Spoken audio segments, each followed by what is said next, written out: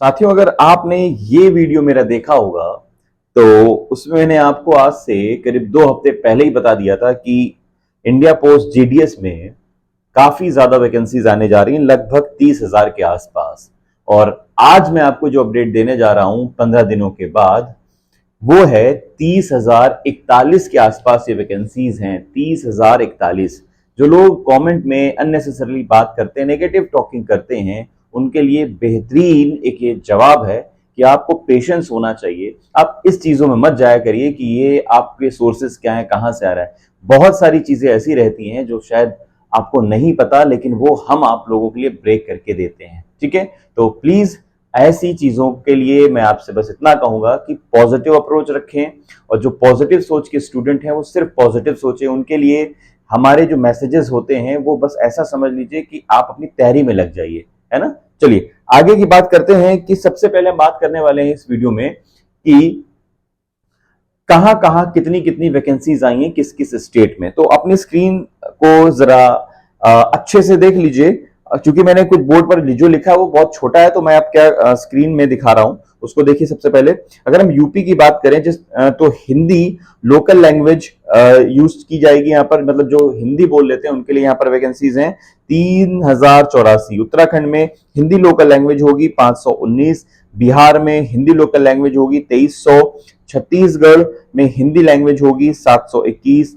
दिल्ली में हिंदी लैंग्वेज होगी 22, राजस्थान में हिंदी लैंग्वेज यूज हो रही है 2031, हरियाणा में हिंदी लैंग्वेज 215, हिमाचल प्रदेश में हिंदी लैंग्वेज 218, झारखंड में 530, मध्य प्रदेश में हिंदी लैंग्वेज पर 1565, केरला। अच्छा, एक चीज मैं यहाँ पर और समझाना चाह रहा हूं आपको कि यहाँ पर जो बीपीएम और एबीपीएम की पोस्ट आई हैं 30,041, एक्चुअली यहाँ पर लोकल लैंग्वेज की डिमांड की गई है। अगर आपको लोकल लैंग्वेज नहीं आती है तो शायद आपका सिलेक्शन वहां पर नहीं हो पाएगा। इसलिए आपको चाहिए कि आपको जो लैंग्वेज आती है तो आप उसी स्टेट में फॉर्म जरूर डालें। ठीक है, आप उस स्टेट में फॉर्म ना डालें जहां पर आपको वो लैंग्वेज नहीं आती है, क्योंकि बाद में आपको प्रॉब्लम हो सकती है।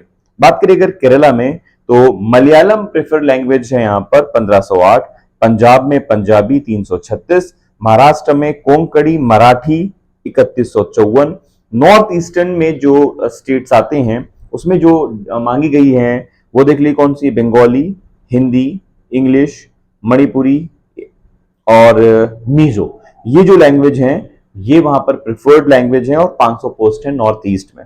उड़ीसा की बात करें तो उड़िया लैंग्वेज मांगी गई है 1279, और कर्नाटका में कन्नड़ प्रिफर्ड लैंग्वेज है 1714, तमिलनाडु में 294, और लास्ट तेलंगाना में 861 वैकेंसीज यहां पर हैं, और तेलुगु यहां पर प्रेफर्ड लैंग्वेज मांगी गई है। तो ये जो प्रेफर्ड लैंग्वेज है, मैं फिर से अंडरलाइन कर दूं साथियों, जो आप फॉर्म भरने जा रहे हैं इंडिया पोस्ट जीडीएस में, आपको यहां पर लोकल लैंग्वेज को प्रेफर्ड करना होगा और आपको उसी लैंग्वेज के लिए जाना होगा जो लैंग्वेज आपको आती है। आप किसी और स्टेट में नंबर ऑफ वैकेंसीज दे के नहीं जा सकते, इसलिए मेरी आपको सलाह है कि आप उसी लैंग्वेज के लिए जाइए जो आपको आती हो। ठीक है, तो ये बात हो गई आपके सभी स्टेट्स की जहां पर आपने वैकेंसीज जो है देखनी है और जहां आपको प्रेफर करे वहीं पर आपको डालनी है। तो आइए फुल डिटेल। जी हाँ, इंडिया पोस्ट जीडीएस में अब 30,041 वैकेंसीज का रिक्रूटमेंट नोटिफिकेशन आ चुका है, और इसकी भर्ती कब से शुरू हो रही है और इसमें कितनी पोस्ट हैं, इन सभी चीजों पर हम लोग आज बात करने वाले हैं। मैं सबसे पहले उन लोगों के लिए एक रिक्वेस्ट भरा एक मैसेज देना चाहूंगा कि आप अननेसेसरी और नेगेटिव मैसेजेस मत किया करिए, क्योंकि ऐसे मैसेजेस हम लोगों पर कोई असर नहीं डालते, लेकिन जो बेचारे पढ़ते हैं उनका मनोबल जरूर डाउन होता होगा। मैंने इस वीडियो के स्टार्टिंग में आपको बताया कि मैंने आज से 15 दिन पहले ही को ब्रेक किया था कि आने वाले दिनों में आप देखेंगे, मैंने वो डेट भी डाली थी 28 और 29 जुलाई के आसपास। कोई बात नहीं, 2-3 दिन लेट हो गया, लेकिन आई, और आई भी कितनी, उतनी आई जितनी मैंने ब्रेक की थी, 30,041 पोस्ट, और बढ़कर ही आई है ना। तो ऐसा नहीं है, आप हमारे सोर्सेस को नहीं समझ सकते इसलिए शायद ऐसा कमेंट करते हैं, लेकिन आप प्लीज ऐसा कमेंट ना किया करें किसी भी प्लेटफॉर्म पर जाकर, क्योंकि हम जैसे टीचर्स पर इसका असर नहीं होता, लेकिन उन बच्चों पर जरूर असर होता है जो इसको पढ़ते हैं। उनको लगता है कि वैलिड वीडियो है या ऐसा है या कुछ भी है, तो वो पढ़ना छोड़ सकते हैं या उतनी शिद्दत से नहीं पढ़ते हैं। तो प्लीज ऐसा ना करें, ठीक है। आइए बढ़ा देते हैं आज के वीडियो में। वीडियो है हमारा इंडिया पोस्ट जीडीएस रिक्रूटमेंट जो आई है शेड्यूल 2 की, उसमें कितनी पोस्ट है देखिए जरा। टोटल पोस्ट आई है 30,041। कितनी पोस्ट है? 30,041 पोस्ट है। अगर अप्लाई डेट की बात करें तो 3 अगस्त से ये अप्लाई शुरू हो चुका होगा और आपको लास्ट डेट 23 अगस्त तक इसको फॉर्म भर देना है। देखिए फॉर्म को फटाफट भर दीजिएगा, जैसे ही आपको ये वीडियो मिले देखने को और फटाफट आप या कहीं से भी सुने आप भरना शुरू कर दीजिए, क्योंकि ज्यादा टाइम मिलने वाला है। क्योंकि लास्ट डेट अगर यहाँ देखी जाए तो लास्ट डेट है 23 अगस्त। 3-23 मतलब 20 दिन आपके पास होंगे और लास्ट में आप जानते हैं कि साइट हैवी हो जाती है, तो इस वजह से जो है वर्कलोड बढ़ जाता है, तो काम करती नहीं। आप पहले ही वीक में इसको हर हाल में डाल दीजिए। करेक्शन डेट की बात करें, अगर आपसे कोई गलती हो जाती है जो कि होनी नहीं चाहिए, कोशिश करिए गलती ना हो। अगर फिर भी कोई धोखे से गलती हो जाती है तो आपको 24 से 26 तारीख तक आपको अपना करेक्शन करा लेना है। अगर एज लिमिट की हम साथियों यहाँ पर बात करें तो एज लिमिट जो काउंट हो रही है आपकी, कैलकुलेशन की जो बात हो रही है, वो एज होगी आपकी, कैलकुलेट होगी 23 अगस्त को। एज की बात करें तो 18 से 40 साल की आपकी एज होनी चाहिए, minimum to maximum. Age relaxation आपको मिलने वाला है, जो कि हमेशा जिस तरह मिलता है वही। SC ST को 5 साल और OBC को 3 साल का।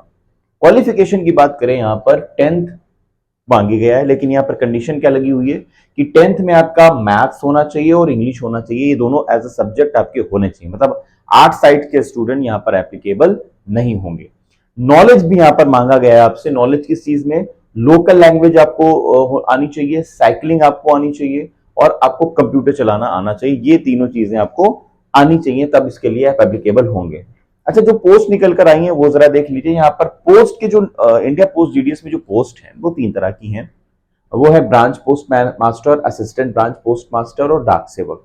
एक्चुअली यहाँ पर 2 पोस्ट निकली हुई हैं, BPM और ABPM, ब्रांच पोस्ट मास्टर और असिस्टेंट ब्रांच पोस्ट मास्टर। डाक सेवक नहीं निकली है, क्योंकि पिछले 3 से 4 महीने में या पूरा इस सत्र को देख ले तो 1 लाख से ज्यादा वैकेंसीज आ चुकी। मैंने आपको पहले ही बता दिया था, अभी और भी आने वाली हैं।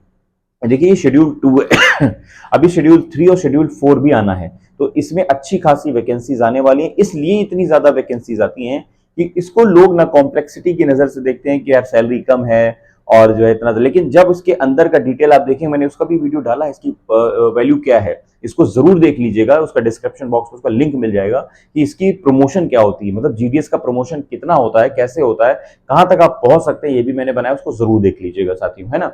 और उससे पहले आगे बढ़ा जाए तो मैं आपसे रिक्वेस्ट करूंगा, अगर आप हमारे चैनल में पहली बार विजिट कर रहे हैं तो चैनल को सब्सक्राइब कर लीजिए, क्योंकि यहाँ पर ऑथेंटिकेशन आपको इन्फॉर्मेशन गवर्नमेंट जॉब से रिलेटेड दी जाती है और सबसे पहले दी जाती है।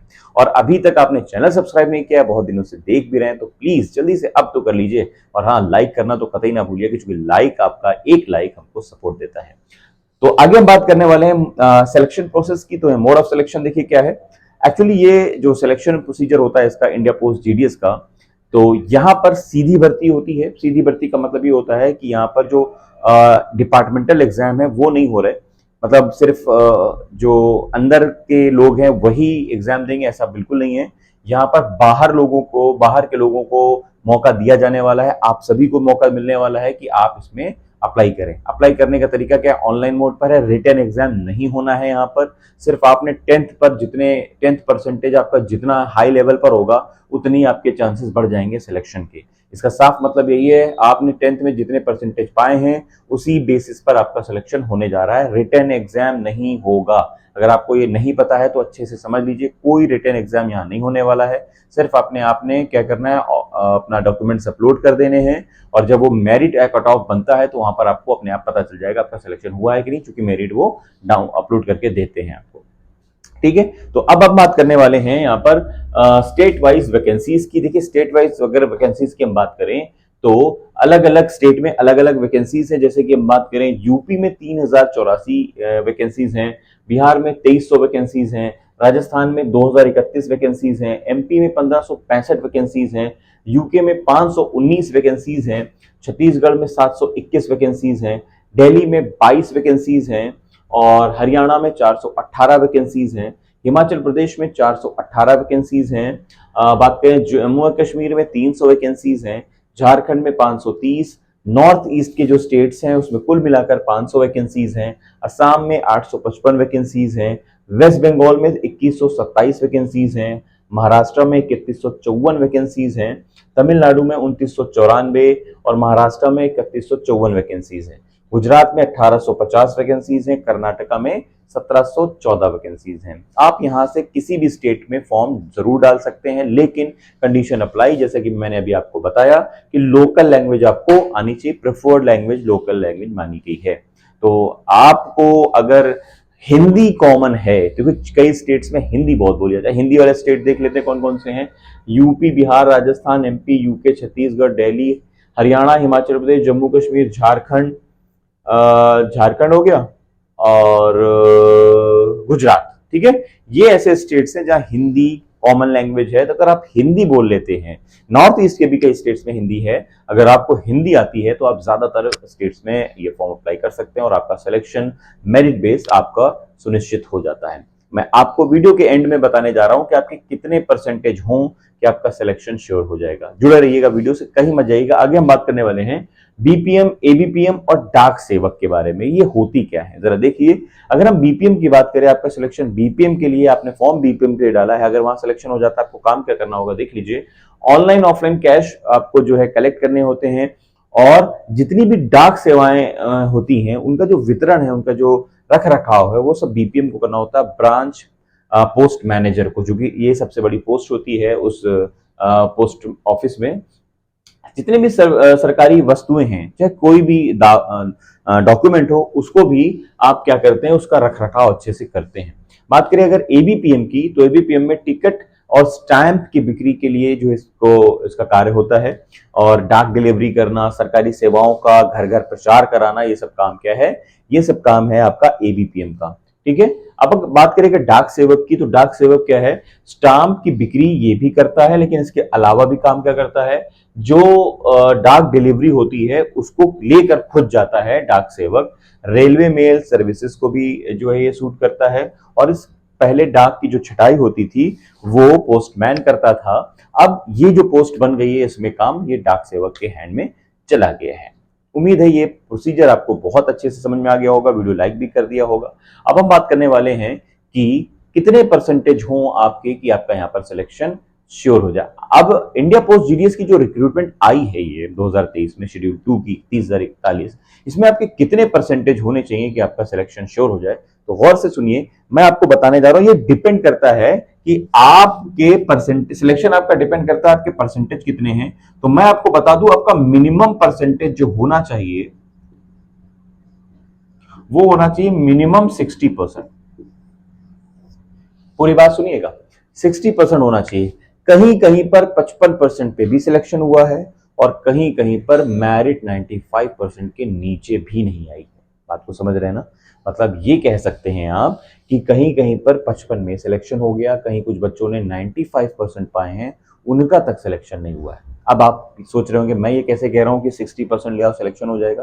तो सुनिए क्या होता है, जब आप मिनिमम 60% आप गेन कर रहे हैं, तो स्टेट्स देखिए कितने सारे हैं, अलग अलग स्टेट्स हैं, तो इन स्टेट्स में अलग अलग वैकेंसीज हैं। ठीक है, तो अलग अलग वैकेंसीज होने की वजह से अलग अलग कट ऑफ जाता है। अलग अलग कट ऑफ को आपको समझना होगा कि कहाँ कितने बच्चे इंटरेस्ट लेते हैं, उस पीरियड के हिसाब से, उस कंडीशन के हिसाब से आपको फॉर्म डालना चाहिए। पूरी जानकारी मैं अगले वीडियो में दूंगा आपको कि बेहतर है कौन से स्टेट से आप फॉर्म डालें ताकि वहां सिलेक्शन आपका श्योर हो जाए। लेकिन फिर से मैं बोल दूं कि अगर आपके मिनिमम 60% है, तो साथियों आपको बिल्कुल चूकना चाहिए, आपको फॉर्म जरूर डाल देना चाहिए। किस स्टेट से डालेंगे ये अगले वीडियो का जरूर इंतजार करिए। वीडियो कैसा लगा जरूर कमेंट में बताइएगा, आपको किस स्टेट से डालना है, आप किस स्टेट को बिलोंग करते हैं, ये दोनों बातें कमेंट बॉक्स में आप जरूर कमेंट करें। और हाँ, आप बीपीएम कर रहे हैं या एबीपीएम में जाने वाले हैं ये भी बताइएगा। वीडियो लाइक करके, चैनल को सब्सक्राइब करके शेयर करना ना भूलिएगा। चलिए मिलते हैं ऐसी ही इंपॉर्टेंट नोटिफिकेशन वाली वीडियो में। Till then